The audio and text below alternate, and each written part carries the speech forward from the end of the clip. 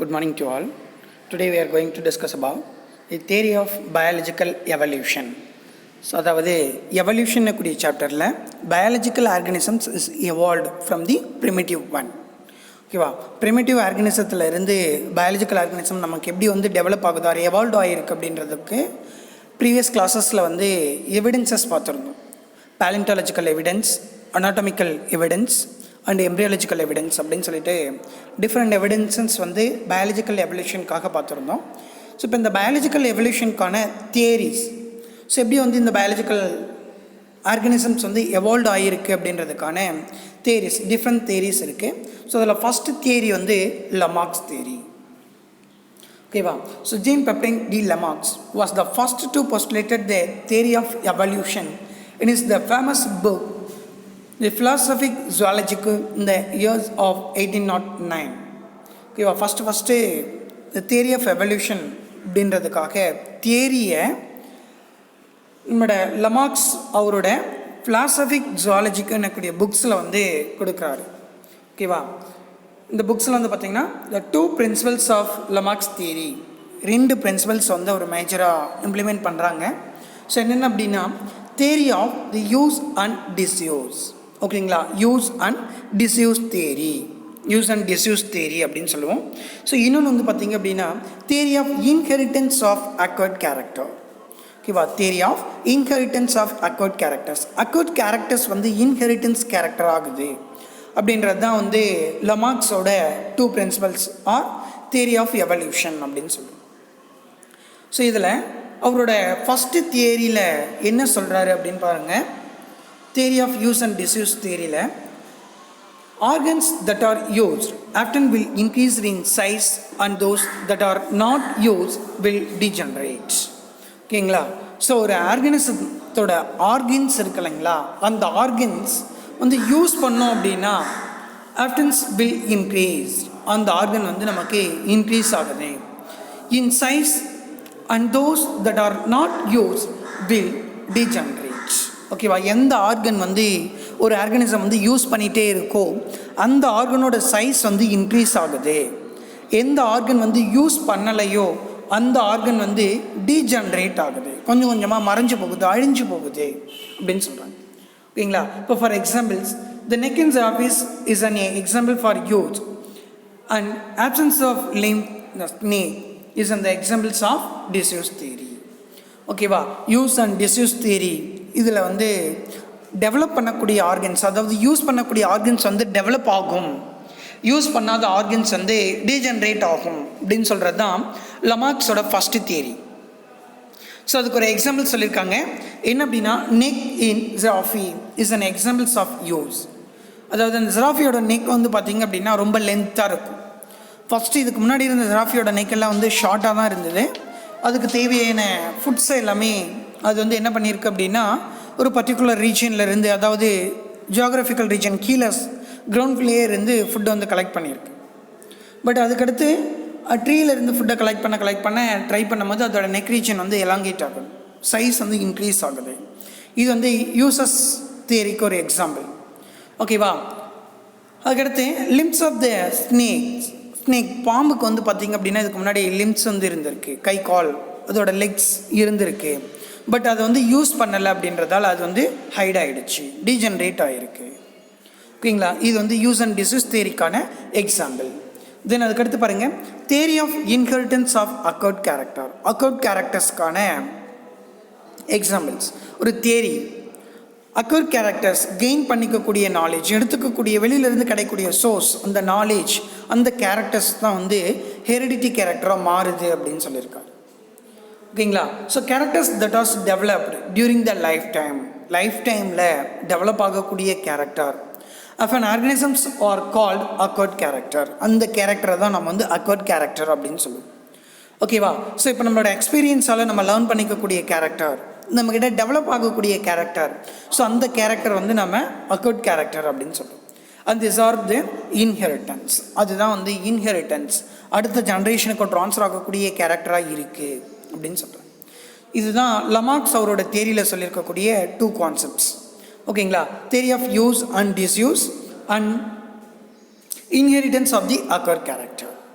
ஓகேங்களா, inheritance of the acquired character அப்படின்ட்டு இந்த 2 கேரக்டர் வந்து சொல்லியிருக்காங்க. ஸோ இதில் பாருங்கள், first main objection of Lamarckism. So objection, இவர் சொல்லியிருக்கக்கூடிய இந்த தியரி வந்து அப்ஜெக்ட் பண்ணுறாங்க, எதிர்ப்பு தெரிவிக்கிறாங்க. என்ன அப்படின்னு பாருங்கள். So Lamarck's theory of acquired characters was disproved by August Weismann's.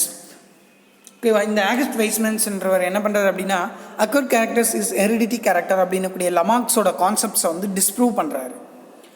ஓகேவா, ஸோ இதை வந்து டிஸ்ப்ரூவ் பண்ணுறாரு August Weismann's, who conducted the experiments on maize. So இவர் வந்து என்ன பண்ணுறாரு அப்படின்னா, ஒரு எக்ஸ்பிரிமெண்ட்ஸ் வந்து கண்டக்ட் பண்ணுறாரு. எதை யூஸ் பண்ணி அப்படின்னா, மைஸ், அந்த சுண்டிலை.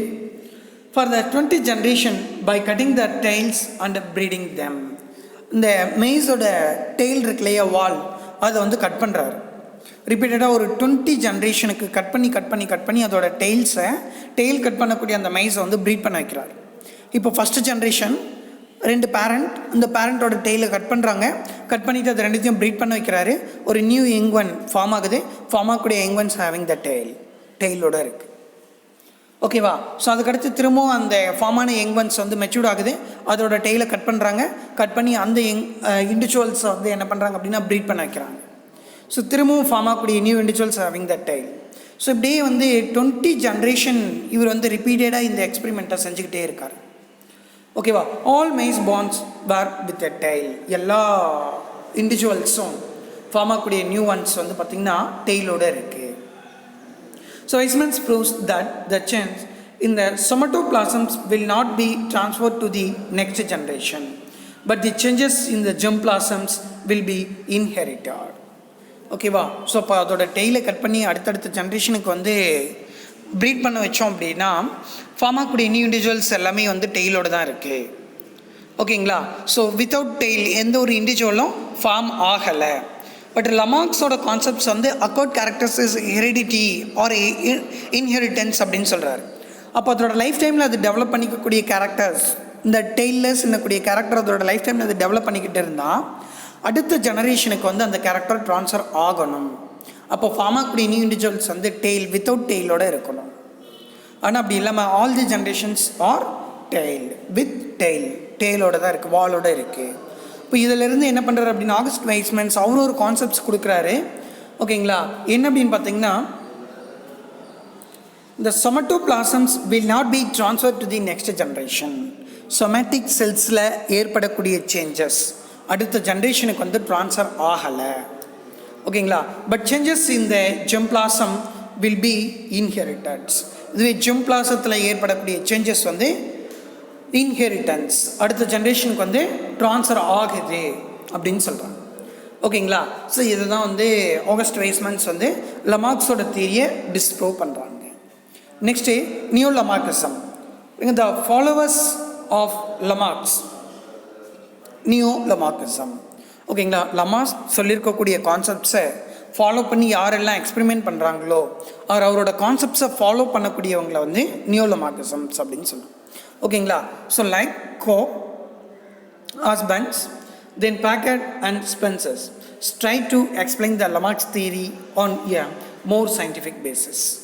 ஓகேங்களா, ஸோ இவங்க வந்து லமார்க்ஸோட தியரியை எக்ஸ்பிளைன் பண்ணுறதுக்காக ட்ரை பண்ணுறாங்க. பேசிக்ஸ், இந்த லமார்க்ஸோட கான்செப்ட்ஸ் வந்து பேசிக்ஸை யூஸ் பண்ணி இவங்க வந்து எக்ஸ்பெரிமெண்ட்ஸ் வந்து ஒர்க் அவுட் பண்ணுறாங்க.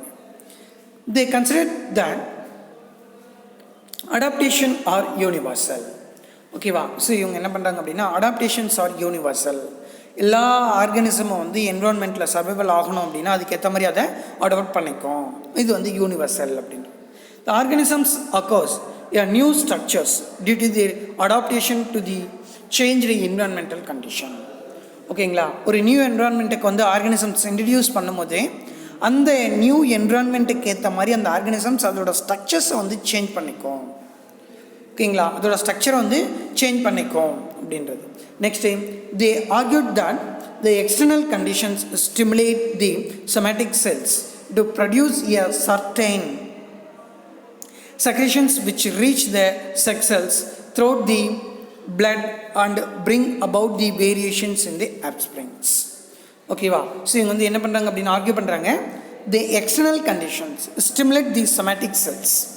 ஓகேவா, ஆக்சுவல் ஸ்டிமுலஸால் சொமேட்டிக் செல்ஸில் ஏற்படக்கூடிய changes to produce certain secretions. ஒரு சில சப்ஸ்டன்ஸ் வந்து செக்ரேட் பண்ணுது which reach the sex cells. அது வந்து செக்ஸ் செல்லில் ரீச் பண்ணால் ஓகேவா த்ரூ தி பிளட் வழியாக சொமேட்டிக் செல்ஸில் செக்ரேட் ஆகக்கூடிய சப்ஸ்டன்ஸ், அந்த சப்ஸ்டன்ஸ் வந்து பிளட் வழியாக செக்ஸ் செல்லில் ரீச் பண்ணோம் அப்படின்னா ஸோ அந்த செக்ஸ் செல்ஸ் வந்து நமக்கு என்ன பண்ணுது அப்படின்னா வேரியேஷனை ஃபார்ம் பண்ணுது நியூ இண்டிவிஜுவலில். ஓகேங்களா, ஃபார்ம் ஆகக்கூடிய நியூ இண்டிவிஜுவலில் வேரியேஷனை ஃபார்ம் பண்ணோம் அப்படின்னு சொல்கிறாங்க. ஸோ இதுதான் வந்து நியூ லெமார்க்ஸுக்கான கான்செப்ட்ஸ். ஸோ இதோட தியரி ஆஃப் லெமார்க்கிசம் வந்து நமக்கு கம்ப்ளீட்டாக.